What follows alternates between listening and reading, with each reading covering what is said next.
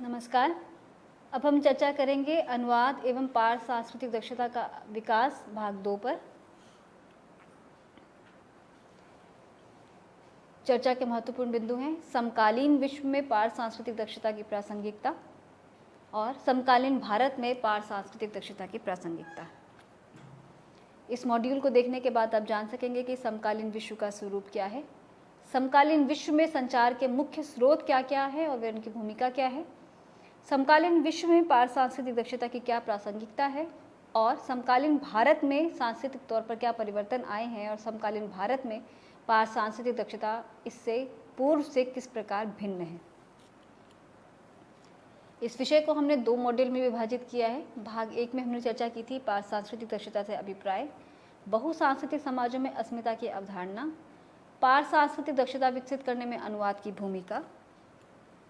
दूसरे भाग में हम चर्चा करने जा रहे हैं समकालीन विश्व में पाठ सांस्कृतिक दक्षता की प्रासंगिकता और समकालीन भारत में पाठ सांस्कृतिक दक्षता की प्रासंगिकता।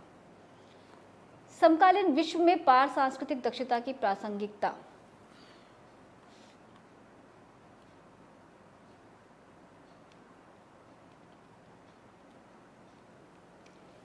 धर्मों की प्रचार प्रसार के संदर्भ में समकालीन विश्व में पाठ सांस्कृतिक दक्षता की प्रासंगिकता, जब हमने पहले सत्र में हमने चर्चा की थी कि पाठ सांस्कृतिकता क्या है, किसे कहा जाता है, पाठ सांस्कृतिक दक्षता से क्या अभिप्राय है, कैसे समाजों में इसकी ज़रूरत पड़ती है। और अब हम चर्चा करने जा रहे हैं कि समकालीन विश्व में, यानी कि जो हमारा विश्व है, दुनिया है, उसमें किस प्रकार पाठ सांस्कृतिक दक्षता की ज़रूरत है, उसकी इम्पोर्टेंस या उसकी रेलेवेंस क्या है। धर्मों के प्रचार प्रसार के संदर्भ में हमारा जो इतिहास है, मानव सभ्यता का जो इतिहास है, हम सभी जानते हैं कि विश्व के विभिन्न अलग अलग परिदृश्यों पर या अलग अलग जगहों पर धर्म के प्रचार प्रसार को लेकर जो एक तरह से कहा जाए जो तरीके अपनाए गए, उसमें धर्मों के प्रचार प्रसार को लेकर जो तरीके अपनाए गए, जिसका मुख्य उद्देश्य अपने धर्म या अपनी संस्कृति के प्रति लोगों के बीच में जागरूकता पैदा करना था, उसमें किसी न किसी रूप में एक पाठ सांस्कृतिक दक्षता विकसित करने में उसने एक महत्वपूर्ण भूमिका निभाई। आज भी यदि हम भारत के संदर्भ में कहें तो बौद्ध और जैन धर्म, और ख़ासतौर पर बौद्ध धर्म का जो विश्व के अन्य देशों में जो प्रचार प्रसार हुआ, उससे जो धर्म के प्रति और भारतीय संस्कृति के प्रति, या एक तरह से कहा जाए कि बौद्ध संस्कृति के प्रति जो एक खास तरह की जो संवेदनशीलता का निर्माण हुआ, या हम कहें कि जो एक उस संस्कृति विशेष के प्रति और धर्म विशेष के प्रति जो एक वैश्विक स्तर पर जो एक खास तरह की संवाद की निर्मित हुई, उसने एक तरह से इस संस्कृति के प्रति, भारतीय संस्कृति के प्रति एक खास एक तरह की अवधारणा का निर्माण किया। उसी तरीके से हम देखते हैं कि अगर आप ईसाई मिशनरियों की बात करें तो ईसाई मिशनरियों ने विश्व में घूम घूम कर अपनी संस्कृति और अपने धर्म का प्रचार प्रसार किया, और आज हम उसके प्रमाण के रूप में ईसाई धर्म का प्रचार प्रसार विश्व भर में देखते हैं, और किस तरीके से उनका साहित्य, उनका धर्म आदि किस तरह से विश्व भर में उसका प्रचार हुआ, और उसने एक ऐसे समाज का निर्माण किया जो अक्रॉस द ग्लोब एक विशेष संस्कृति के प्रति संवेदनशीलता का भाव रखता है, या उनके बीच में एक संवाद की स्थिति बनती है। तीसरा महत्वपूर्ण बिंदु है दूसरा महत्वपूर्ण बिंदु है विश्व साहित्य के संदर्भ में। विश्व साहित्य की जो अवधारणा है, जिसे हम अंग्रेजी में वर्ल्ड लिटरेचर कहते हैं, हम जानते हैं ये गेटे के द्वारा दी गई है। और जब उन्होंने एशियाई कॉन्टिनेंट कहे जो एशियाई महाद्वीप के साहित्य को जब उन्होंने पहली बार पढ़ा, जिसमें उन्होंने कालिदास का अभिज्ञान शकुंतलम पढ़ा और जो अरबी फारसी जो साहित्य उन्होंने पढ़ा, तो पहली बार इस बात का एहसास हुआ कि जब हम विश्व साहित्य कहते हैं या जब हम वर्ल्ड लिटरेचर कहते हैं तो वह केवल यूरोपीय साहित्य तक केंद्रित नहीं है। तो यूरोपीय साहित्य के दायरे को तोड़ते हुए एक जो विश्व साहित्य की जो अवधारणा का निर्माण हुआ, उसने भी एक पाठ सांस्कृतिक दक्षता के संदर्भ में एक महत्वपूर्ण भूमिका निभाई, और एशिया का, यूरोप का या अन्य महाद्वीपों को जो साहित्य विश्व भर में जिसका प्रचार प्रसार हुआ, जिसके साहित्य को हमारे एक तरह से एक वैश्विक मानव के रूप में हमारी निर्मित में उन सारे साहित्यों का किसी न किसी तरह से एक महत्वपूर्ण भूमिका है। ये बहुत संभव है कि हमने उसमें से अधिकांश साहित्य ना पढ़ा हो, लेकिन किसी न किसी रूप में वह साहित्य हमारे जीवन को प्रभावित करता रहा है, चाहे वह हमारी जीवन शैली में आके, चाहे हमने टीवी के माध्यम से या रेडियो के माध्यम से या किसी अन्य माध्यम से या किताबों में अपने कोर्स में साहित्य के जो हमने पढ़ा, उसमें किसी न किसी रूप में हमने उस साहित्य को पढ़ा। तो इस तरीके से जो विश्व साहित्य की जो अवधारणा है, जो पहले यूरोप तक सीमित थी, जिसमें केवल यूरोपीय साहित्य को ही विश्व साहित्य या कहा जाए कि बेहतर साहित्य माना जाता था, वो किस तरीके से जब विभिन्न संस्कृतियों के संपर्क में आए, विभिन्न संस्कृतियों के समाज के बारे में जाना, और ख़ास तौर पर यूरोप से बाहर, जिसे कि हम थर्ड वर्ल्ड कंट्रीज़ कहते हैं, जिसे हम तीसरी दुनिया के देश कहते हैं, उसका जब साहित्य जब उनके संपर्क में आया, गेटे के संपर्क में आया, तो उन्हें पहली बार इस बात का एहसास हुआ कि जब साहित्य कहा जाएगा तो किस प्रकार वह, जब तक हम उसमें विश्व की बात नहीं करेंगे या पूरे वैश्विक परिदृश्य पर लिखे गए साहित्य की बात नहीं करेंगे या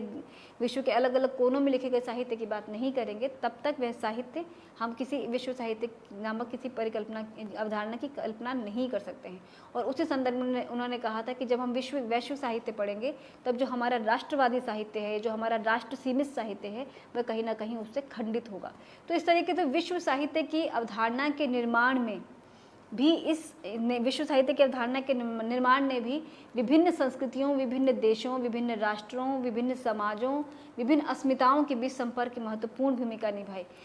गेटे के बाद जब हम भारतीय संदर्भ में यदि बात करें तो रविन्द्रनाथ टैगोर ने विश्व साहित्य की परिकल्पना की। उन्होंने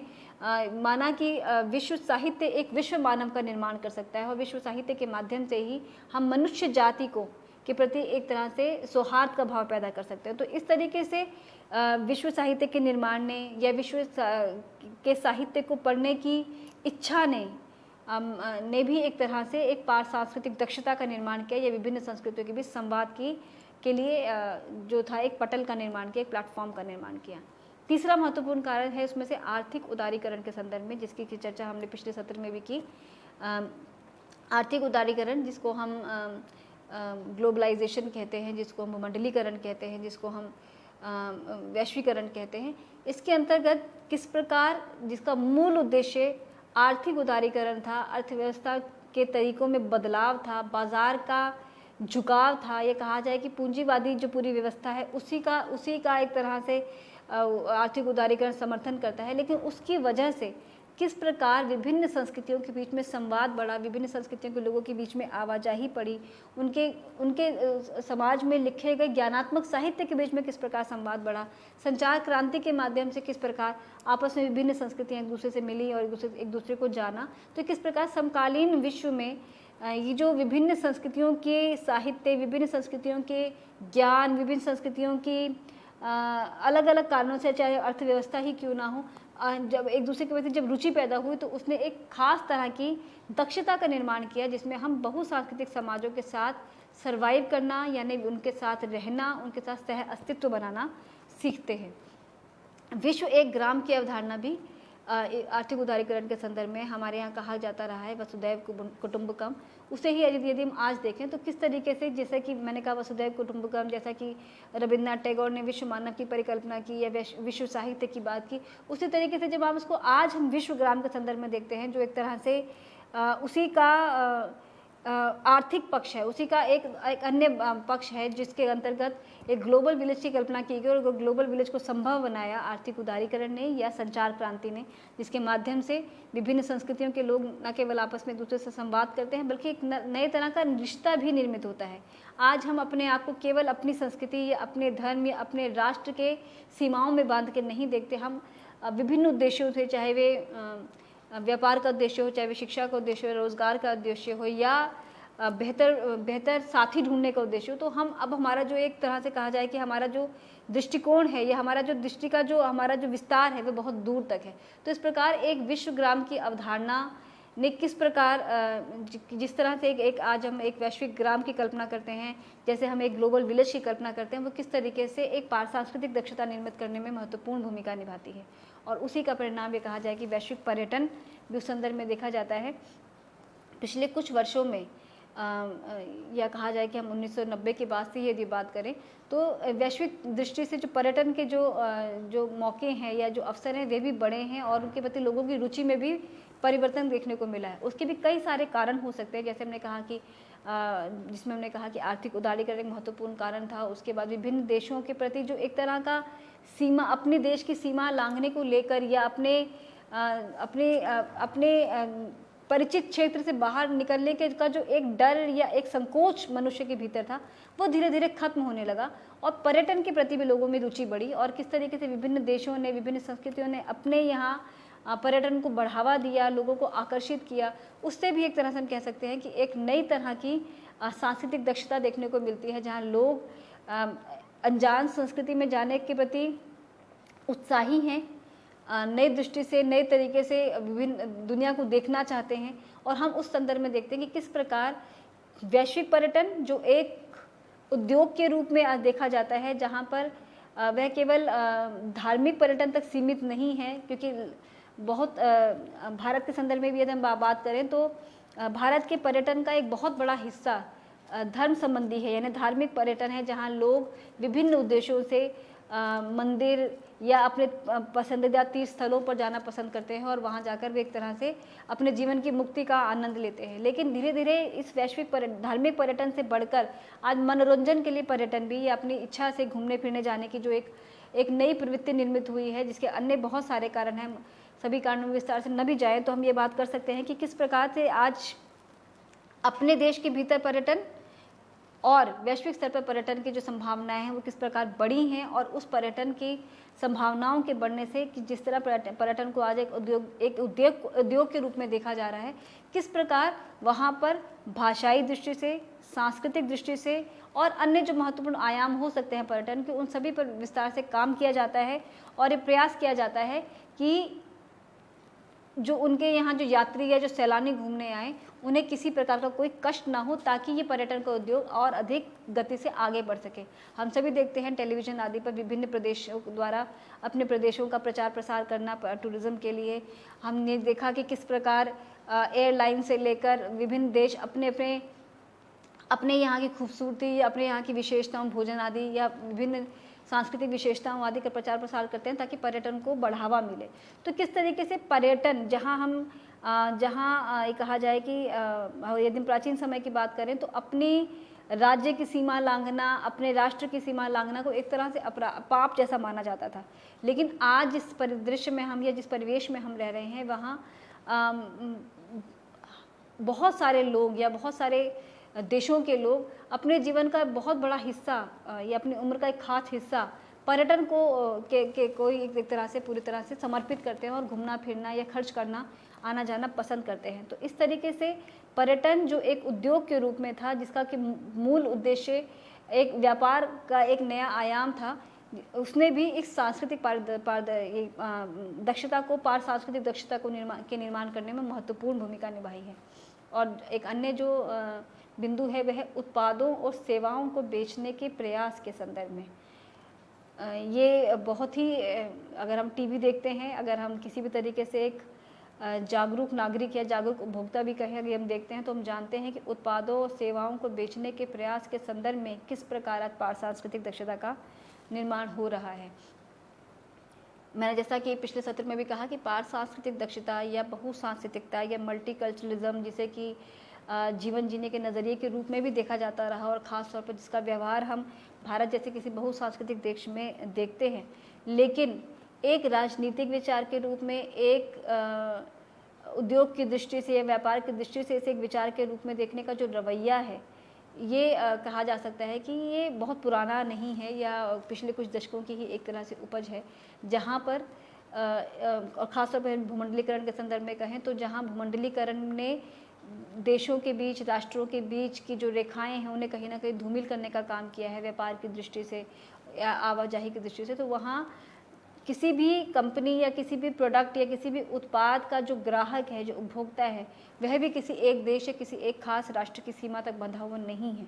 या यदि हम भारत के संदर्भ में बात करें या किसी एक राष्ट्र के संदर्भ में बात करें तो वह भी किसी एक राज्य या किसी एक प्रदेश तक सीमित नहीं है। तो विभिन्न राज्यों, विभिन्न देशों, विभिन्न संस्कृतियों के उपभोक्ताओं को अपनी ओर आकर्षित करने के लिए जिस विज्ञापन सेवा या विभिन्न जो अन्य तरीके हो सकते हैं अपने उत्पादों को बेचने के, वे उन सभी सेवाओं ने भी विभिन्न संस्कृतियों के प्रति लोगों को आकर्षित किया है। उनके कारण चाहे कुछ भी हो, लेकिन उन्होंने विभिन्न संस्कृतियों को आकर्षित किया है और वे उन विभिन्न संस्कृतियों से संवाद स्थापित करने के नए टूल्स निर्मित किए हैं। हम देख सकते हैं कि विज्ञापन में भी हर एक ही उत्पाद हमारे भारत की विभिन्न भाषाओं में उनकी भाषाओं में प्रस्तुत किया जाता है, ताकि जो उत्पाद बेचने वाला है, जो कंपनी है, उसका उद्देश्य केवल किसी एक भाषा भाषी समाज में ही उसको बेचना या किसी एक खास वर्ग तक ही उसको सीमित रखना नहीं है, विभिन्न वर्गों तक अपने उपभोक्ता की तलाश करना। ये विभिन्न वर्ग जातीय दृष्टि से, भाषाई दृष्टि से, धार्मिक दृष्टि से, आस्था की दृष्टि से या राष्ट्र अंतर्राष्ट्र की दृष्टि से किसी भी तरीके से वे उनके लिए एक उपभोक्ता की तलाश करना सबसे महत्वपूर्ण है। तो इस तरीके से ये जो विभिन्न आर्थिक कारण हैं जिनके उत्पत्ति के पीछे भूमंडलीकरण एक बहुत बड़ी वजह रहा, उन सभी ने एक तरह से पार सांस्कृतिक दक्षता विकसित करने में या बहुसांस्कृतिकता जैसी अवधारणा के विकास में या उसके समर्थन में अलग अलग आयाम खोले हैं, जिसके अंतर्गत हम इन सभी की हम चर्चा कर सकते हैं। अब हम बात करेंगे समकालीन भारत में पार सांस्कृतिक दक्षता की क्या प्रासंगिकता है। मैंने पहले भी चर्चा की कि भारत जैसे किसी बहुभाषी बहुसांस्कृतिक देश में पार सांस्कृतिक दक्षता या बहुसांस्कृतिकता कोई नई अवधारणा नहीं है, बल्कि यहाँ हम इसे जीवन जीने के नज़रिए के रूप में देख सकते हैं। लेकिन आज इसे हम उन्हीं समकालीन विश्व भारत के संदर्भ में हम दोनों ही महत्वपूर्ण बिंदुओं की बात करेंगे कि आज उससे किस तरीके से देखा जाता है और किस तरह इसका एक तरह से पालन या किस तरह से इसको भारत के संदर्भ में इस पर बात की जा सकती है। बहुभाषिक बहुसांस्कृतिक समाज में सौहार्द बनाए रखने के लिए पार सांस्कृतिक दक्षता सबसे बड़ी अनिवार्यता है। भारत जैसे बहुसांस्कृतिक धर्मनिरपेक्ष राज्य में विभिन्न संस्कृतियों को एक साथ बनाए रखना सामाजिक, राजनीतिक सभी दृष्टियों से बहुत महत्वपूर्ण है। यदि विभिन्न संस्कृतियों के प्रति सम्मान का भाव नहीं होगा, या जैसा कि हम अपने संविधान की ही बात करें तो हमारे संविधान में यहाँ के प्रत्येक नागरिक को समान अधिकार दिए गए हैं, चाहे वे किसी भी जाति, किसी भी धर्म या किसी भी प्रदेश से आते हो या किसी भी वर्ग से संबंध रखते हों। तो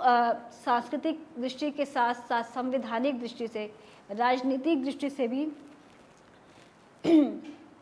समानता का भाव किसी भी राष्ट्र में पार सांस्कृतिक दक्षता विकसित करने में सबसे महत्वपूर्ण भूमिका निभाता है। मैं फिर से एक बार बात करूंगी बहुसांस्कृतिकता के संदर्भ में, जब हमने दो महत्वपूर्ण सिद्धांतों की बात की थी, जिसमें हमने मेल्टिंग पॉट थ्योरी और सैलेड बॉल थ्योरी की बात की थी, तो उसके अंतर्गत भी हमने देखा कि जो मेल्टिंग पॉट थ्योरी, जिसके के अंतर्गत ये माना जाता है कि एक बहुसांस्कृतिक समाज में विभिन्न संस्कृतियाँ, यानी कि वे संस्कृतियाँ जो वहाँ की जो प्रभुत्वशाली संस्कृति है उसके अलावा जो विभिन्न छोटी संस्कृतियाँ या जो जिसे हम कहें अल्पसंख्यक जो संस्कृतियाँ हैं, वहाँ उसके बीच जाकर वो बड़ी संस्कृति में समाहित हो जाती हैं। और दूसरी जो हमने कहा सैलेड बॉल थियरी, जिसके अंतर्गत विभिन्न संस्कृतियाँ, चाहे वे अल्पसंख्यक हो, बहुसंख्यक हो या किसी भी रूप में, वे एक साथ सह अस्तित्व की भावना के साथ साथ साथ रहती हैं या सर्वाइव करते हैं। तो भारतीय संदर्भ में हम देख सकते हैं कि एक तरह से, हालांकि किसी थियरी की बात यहाँ नहीं की गई क्योंकि यहाँ हमेशा से बहुसांस्कृतिक समाज ही रहा, लेकिन हम देखते हैं कि यहाँ जो बहुसांस्कृतिकता का जो स्वरूप है वो वही सैलेड बॉल थ्योरी के संदर्भ में है, जहाँ विभिन्न संस्कृतियाँ, चाहे वे बहुसंख्यक हो या अल्पसंख्यक, उन्हें संवैधानिक रूप से बराबर का अधिकार दिया गया है। उनके जो अधिकार है वे बिल्कुल बराबर हैं, चाहे वे किसी जाति, किसी समाज से संबंध रखते हों। तो इस दृष्टि से भारतीय संदर्भ में पार सांस्कृतिक दक्षता कोई नई अवधारणा नहीं है, और उसके निर्माण में सामाजिक और संवैधानिक या राजनीतिक दृष्टि से उसके पैमानों का निर्माण किया गया है, जिससे कि भारतीय बहुसांस्कृतिक समाज का जो छवि है या जो उसकी जो संरचना है उसमें कोई असर ना हो या उस पर कोई आघात ना पहुंचे। राष्ट्रीय एकता को बनाए रखने के संदर्भ में ये भी हमने जैसे भी बात की कि जो संवैधानिक दृष्टि से यदि सबको बराबर का या समान अधिकार दिया जाना, तो उसमें भी एक राष्ट्रीय एकता को बनाए रखने के संदर्भ में विभिन्न संस्कृतियों को या विभिन्न जातियों या विभिन्न अस्मिताओं को, खासतौर पर विभिन्न अस्मिताओं के संदर्भ में हम कहें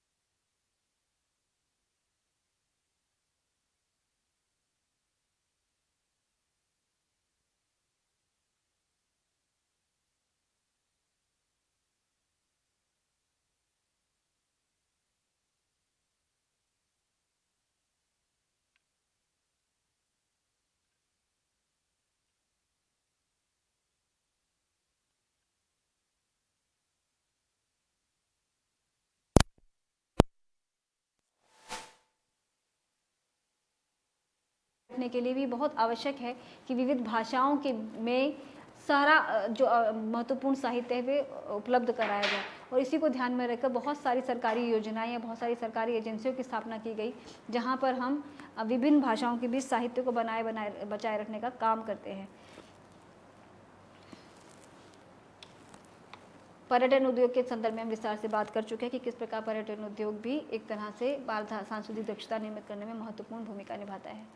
समकालीन भारत में अनुवाद की भूमिका, जैसा मैंने भी कहा कि समकालीन भारत, क्योंकि भारत जो एक बहुभाषी बहुरंगी देश है, वहाँ अनुवाद एक महत्वपूर्ण कड़ी निभाता है, जहाँ वे विभिन्न साहित्यों के बीच, विभिन्न लोगों के बीच, विभिन्न संस्कृतियों के बीच संवाद का महत्वपूर्ण आयाम है। और उसी तरह जैसे मैंने बहुत सारी सरकारी एजेंसियों की जैसे चर्चा की, उसी संदर्भ में से समझे जाने की ज़रूरत है कि समकालीन भारत में अनुवाद किस तरह अपना एक योगदान देता है इस समाज की विविधता को बनाए रखने में। क्षेत्रीय भाषाएं एवं सांस्कृतिक समुदायों को एक साथ राष्ट्रीय संस्कृति के रूप में समाहित करने के प्रयास के संदर्भ में अर्थव्यवस्था के उदारीकरण ने एक मुक्त बाजार तैयार किया है, जो उद्यमिता को बढ़ावा दे रहा है, नए अवसर पैदा कर रहा है तथा देश के विभिन्न भागों में समृद्धि ला रहा है। व्यापार और कार्यबल काफ़ी मात्रा में विविध सांस्कृतिक वातावरण में कार्य कर रहे हैं। कई व्यवसाय अपने स्थानीय सांस्कृतिक दायरे से बाहर काम कर रहे हैं तथा नए सांस्कृतिक समूहों के बड़े उपभोक्ता वर्ग तक पहुंचने का प्रयास कर रहे हैं। हिंदी भाषा आधिपत्य से घिरी दिल्ली आधारित कंपनियां अपने उत्पाद अहिंदी भाषी दक्षिण क्षेत्र में बेचने की कोशिश कर रही हैं। तो ये जो संवाद है, ये जो व्यवहार है, या ये जो व्यापार है, ये केवल एक क्षेत्र तक सीमित नहीं है, ये एक तरफा नहीं है। अगर यदि हमने कहा कि एक भाषा का दिल्ली जैसा हिंदी भाषी क्षेत्र अहिंदी भाषी क्षेत्रों में व्यापार कर रहा है, उसी तरीके से अहिंदी भाषी जो क्षेत्र है वे भी किस प्रकार विभिन्न भाषाओं के बीच व्यापार के माध्यम से, साहित्य के माध्यम से या सांस्कृतिक आदान प्रदान के माध्यम से संवाद स्थापित करते हैं। दक्षिण के कई प्रदेश जैसे हैदराबाद, बेंगलोर, चेन्नई आदि सेवा क्षेत्र में रोजगार के लोकप्रिय केंद्र बनकर उभरे हैं। और हम सभी जानते हैं कि वहाँ किस तरह से आज आईसीटी के सेक्टर में खास तौर पर एक तरह से उसका केंद्रीकरण होता चला जा रहा है, जहाँ भारत भर के लोग एक खास तरह की शिक्षा प्राप्त करने के बाद हैदराबाद, बेंगलोर और चेन्नई जैसे क्षेत्रों में जाकर सेटल हो जा रहे हैं, वहीं जाकर रह जा रहे हैं और किस तरह अपने मूल प्रदेशों से उनका निर्वासन हो रहा है। तो किस तरीके से वे प्रदेश जो किसी भाषी किसी खास संस्कृति विशेष से जाने जाते थे, आज वो किस तरह से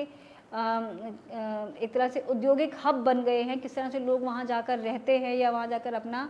रोजगार के क्षेत्र में अपने लिए नए अवसर तलाश कर रहे हैं। तो किस प्रकार एक तरह से वे लोकप्रिय केंद्र बनकर उभरे हैं और उसने एक ऐसे नए प्लेटफॉर्म्स तैयार किए हैं जहाँ पर हम देख सकते हैं बहुसांस्कृतिकता का एक नया मॉडल प्रस्तुत हो रहा है, जहाँ हम देखते हैं कि दक्षिण के किसी एक प्रदेश में भारत के विभिन्न प्रदेशों के लोग न केवल जाकर रह रहे हैं बल्कि अपनी अपनी संस्कृतियों, अपने अपने धर्मों का भी व्यवहार कर रहे हैं और उन्हें उस तरह की छूट या एक तरह से कहा जाए कि उनके लिए ये प्रावधान है कि वे जहाँ रहें जैसे रहें अपनी सांस्कृतिक मान्यताओं को या अपनी धार्मिक आदि आस्थाओं और मान्यताओं का पालन कर सकते हैं। उसी तरह साथ ही भारतीय सरकार द्वारा नेशनल नॉलेज कमीशन की स्थापना के माध्यम से अनुवाद की गतिविधियों को बढ़ावा दिया जाना, जिसका उद्देश्य ज्ञान आधारित समाज की स्थापना करना है। हम जानते हैं कि नेशनल नॉलेज कमीशन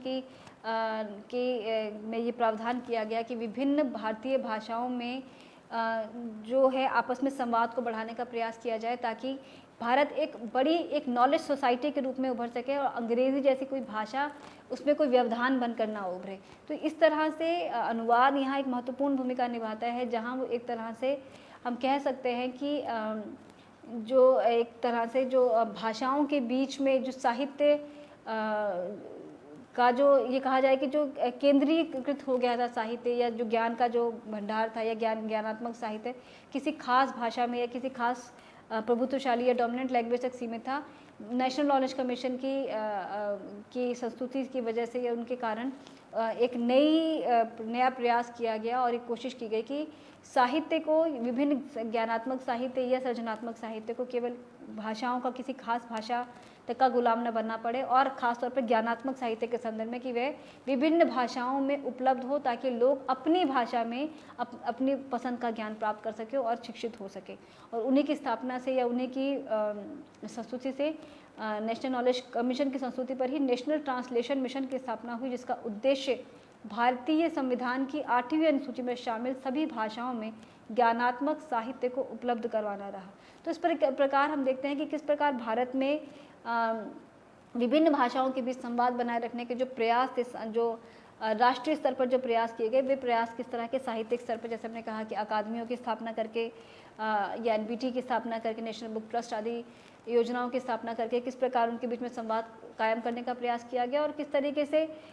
CSTT हो या नेशनल नॉलेज कमीशन की संस्कृति पर नेशनल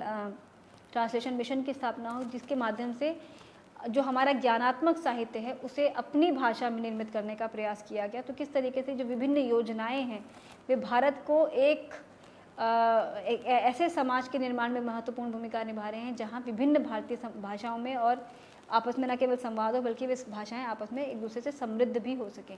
नेशनल नॉलेज कमीशन के अनुसार अनुवाद के क्षेत्र में 5 लाख युवाओं को रोजगार दिए जाने की क्षमता है और इन अनुवाद कार्यों को लोगों के बीच अंग्रेजी भाषा की पहुंच को बढ़ाने की योजना तथा स्कूली शिक्षा में प्राथमिक स्तर पर अंग्रेजी के प्रोत्साहन से जोड़कर देखा जाना चाहिए। ये दोनों ज्ञान वृद्धि की योजना के पहलू हैं। तो इस प्रकार हमने देखा कि नेशनल नॉलेज कमीशन, जिसका उद्देश्य नॉलेज सोसाइटी की स्थापना करना रहा, जिसके माध्यम से जिसकी ही संस्कृति पर नेशनल ट्रांसलेशन मिशन की स्थापना हुई, जहाँ न केवल विभिन्न भारतीय भाषाओं में संवाद कायम करने का कोशिश की गई बल्कि हम देखते हैं कि 5 लाख युवाओं को रोजगार देने की क्षमता की भी इसमें एक तरह से कल्पना की गई कि इस तरह अनुवाद के क्षेत्र में जो हमारा ज्ञान है वो किस तरीके से न केवल बल्कि प्रवाहित होगा सभी भाषाओं में, सभी समाज में, बल्कि हमारे समाज को रोजगार की दृष्टि से भी नए मौके उपलब्ध कराएगा। तो किस तरीके से जो भारत का जो बहुसांस्कृतिक परिवेश है उसके जो अपने जो डायनेमिक्स हैं, जो उसकी अपनी जो चुनौतियां हैं, वही किस प्रकार उसके लिए अवसर का काम करती हैं और वहाँ से नए आयाम या नए रास्ते खोजे जाते हैं जिनके माध्यम से इनके बीच में न केवल संवाद हो बल्कि एक ऐसा समाज का निर्माण हो जो सांस्कृतिक और आर्थिक दोनों ही दृष्टियों से एक बेहतर समाज की परिकल्पना प्रस्तुत करता हो। इन दोनों सत्रों के बाद सांस्कृतिक दक्षता जैसे विषय पर मैं अपनी चर्चा को यहीं विराम दूंगी। नमस्कार, धन्यवाद।